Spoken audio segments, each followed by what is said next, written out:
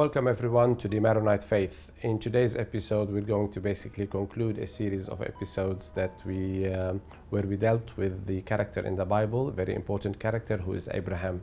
Today we're going to make basically a summary, a spiritual summary about Abraham.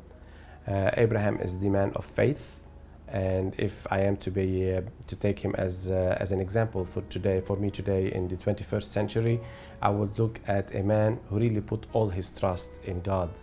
But as he put his trust in God, he did not let the faculties and the graces that God has given him, he did not put them in use. He actually put them in use, whether it be the material wealth that God gave him, or whether it be his intelligence. Many times we see in the Bible references that he had to use his intelligence to get himself out of trouble by saying, for example, that Sarah is not his wife, it's his sister. So to prevent issues, twice he had to deal with this.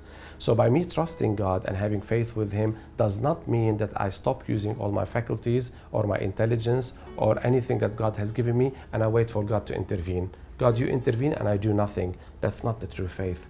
From the very beginning of the Bible with the character of Abraham, we realize that the man who has trust in God also trusts with what God has given him to put them in use for the service of the Lord.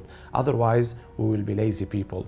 We have faith in God, but we don't want to do anything because God will do everything and we do nothing. That's not the true faith.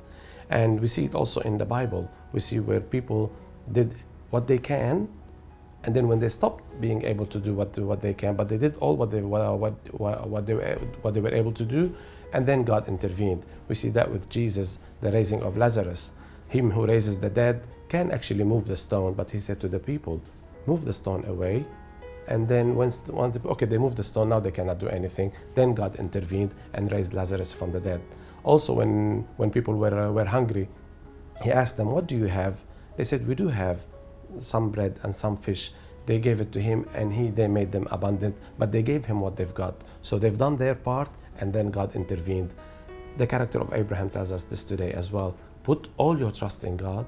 His promises are faithful. He will be able to do the impossible, but that does not mean that you do not do your part. And what God has given you as graces or as talents, put them in His use, and then He will bless them and make them very abundant. And also with the character of Abraham, we see that God's promise for him was land and descendants. For me today, what is God's promise?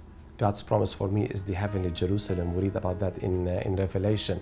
We have a Jerusalem where there is a description of Jerusalem, which is not a physical Jerusalem that we see, but a heavenly Jerusalem that's mentioned a lot in our Maronite liturgy, actually, and in many other liturgies as well. So the promise of God is basically eternal life. No longer is it limited by a certain piece of land, a physical piece of land, but rather a land in heaven and eternal life. And as for the descendants, we say, okay, the promise for Abraham was land and descendants. Do I have descendants today? Does God promise me descendants as well today? Well, God said to us that any act of charity that we do, any act of love that we do, will have descendants, in the sense that it will flourish and it will have a lot of fruit, unlimited fruits. So the faith that you have in God is going to produce in you acts of love. These acts of love will produce in themselves fruits that are everlasting. So God's promise for Abraham is valid for me today, living in the 21st century. God still promises me the heavenly Jerusalem and also promises me that anything I do in His name, it's going to be fruitful and remain forever. I wish you all a beautiful day and may God bless you always.